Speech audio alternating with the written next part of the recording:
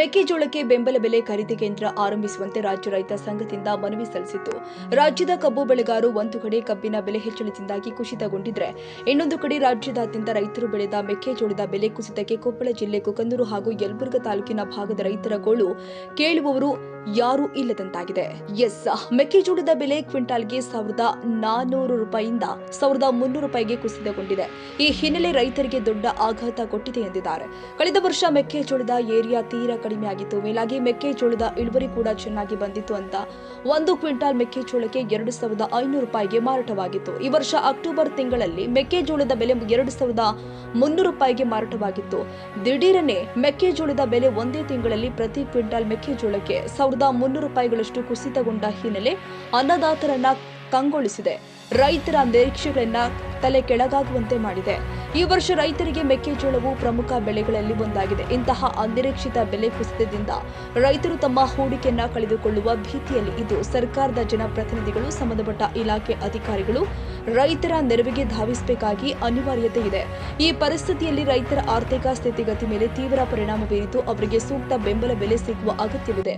ಸಾಲ ಮಾಡಿ ಮೆಕ್ಕೆಜೋಳ ಬೆಳೆದ ರೈತರಿಗೆ ಕೇಂದ್ರ ಸರ್ಕಾರ ಪ್ರತಿ ಕ್ವಿಂಟಾಲ್ಗೆ 2,400 ರೂಪಾಯಿಗೆ ಖರೀದಿಸಲು ಆದೇಶಿಸಿದ್ದಾರೆ. ಕೇಂದ್ರ ಸರ್ಕಾರ ಆದೇಶ ಮಾಡಿದ ಬೆಳೆಗಾರರು ರೈತರು ಬೆಳೆದ ಮೆಕ್ಕೆಜೋಳವನ್ನು ರಾಜ್ಯ ಸರ್ಕಾರ ಶೀಘ್ರದಲ್ಲಿ ಬೆಂಬಲ ಬೆಲೆ ಖರೀದಿ ಕೇಂದ್ರ ಪ್ರಾರಂಭಿಸುವಂತೆ ಒತ್ತಾಯಿಸಿದ ಕರ್ನಾಟಕ ರಾಜ್ಯ ರೈತ ಸಂಘದ ರಾಜ್ಯ ಉಪಾಧ್ಯಕ್ಷ ಅಂದಪ್ಪ ರುದ್ರಪ್ಪ ಕೋಳೂರ ಇವರ ನೇತೃತ್ವದಲ್ಲಿ ಸಿಎಂ ಆರ್ಥಿಕ ಸಲಹೆಗಾರ ಹಾಗೂ ಯಲಬುರ್ಗಾ ಕ್ಷೇತ್ರದ ಶಾಸಕ ಬಸವರಾಜ ರಾಯರೆಡ್ಡಿ ಅವರ ತಾಲೂಕು ಕಚೇರಿಗೆ ತೆರಳಿ ಅವರ ಆಪ್ತ ಕಾರ್ಯದರ್ಶಿಗಳು ಆದ ಪದ್ಮನಾಭರವರಿಗೆ ರಾಜ್ಯ ರೈತ ಸಂಘದ ಕಾರ್ಯಕರ್ತರು ಸೇರಿ ಈ ಮನವಿ ಪತ್ರವನ್ನು ಸಲ್ಲಿಸಲಾಗಿದೆ. ಈ ವೇಳೆ ಪ್ರತಿಯೊಬ್ಬ ರೈತರಿಂದ 45 ರಿಂದ 50 ಕ್ವಿಂಟಾಲ್ ಮೆಕ್ಕೆಜೋಳ ಖರೀದಿ ಮಾಡಬೇಕು. ಸರ್ಕಾರ ಮೆಕ್ಕೆಜೋಳ ಖರೀದಿಸಿದ ಹಣವನ್ನ 1 ತಿಂಗಳಲ್ಲಿ ರೈತರ ಖಾತೆಗೆ ಜಮಾವಣೆ ಮಾಡಬೇಕು ಅಂತ ಒತ್ತಾಯಿಸಿ ರೈತ ಸಂಘದ ಕಾರ್ಯಕರ್ತರು ಆದ ಅಣ್ಣಪ್ಪ ನರೇಗಲ್, ಶರಣಪ್ಪ ಕರಮುಡಿ, ಮಾರುತಿ, ಬಸವರಾಜ್ ಇನ್ನಿತರರು ಮನವಿ ಸಲ್ಲಿಸಿದ್ರು. ರಾಜ್ಯದ ಕಬ್ಬು ಬೆಳೆಗಾರರಿಗೆ ಬೆಲೆ ಹೆಚ್ಚಳದಿಂದ ಖುಷಿಗೊಂಡರೆ, ಇನ್ನೊಂದು ಕಡೆ ರಾಜ್ಯದಲ್ಲಿ ಮೆಕ್ಕೆಜೋಳ ಬೆಳೆದಂತ ರೈತರಿಗೆ ಬೆಲೆ ಇಲ್ಲ. ಕಳೆದ ತಿಂಗಳ ನಮಗೆ 2,300-400 ರೂಪಾಯಿ ಬೆಲೆ ಇತ್ತು. ಈ ಸಲ ಈಗ ನಮಗೇನೈತೆ 1,100-200-300 ರೂಪಾಯಿ ಬೆಲೆ, 1,500 ತನ ಅಷ್ಟೇ ಮಾರಾಟ ಆಗುತ್ತೆ. ಇದಕ್ಕಿಂತ ಹೆಚ್ಚಿಗೆ ಬೆಲೆ ಹೋಗಿಲ್ಲ. ರೈತರಿಗೆ ನಾವು ಗೊಬ್ಬರ, ಬೀಜ ಎಲ್ಲ ಬಿತ್ತಿದ್ದು ಖರ್ಚಾಯ್ತು. 1 ಎಕರೆಗೆ 30,000-40,000 ರೂಪಾಯಿ ಖರ್ಚು ಮಾಡಿದ್ರೆ ಇವತ್ತು ನಮ್ಗೆ ಬೆಲೆ ಇಲ್ದಂತಾಗೈತಿ. ಶೀಘ್ರದಲ್ಲಿ ಸರ್ಕಾರ ಇವತ್ತು ಬೆಂಬಲ ಬೆಲೆನ ಕೇಂದ್ರ ಸರ್ಕಾರ ಏನೈತಿ 2,400 ರೂಪಾಯಿ ಘೋಷಣೆ ಮಾಡ್ಯಾರ.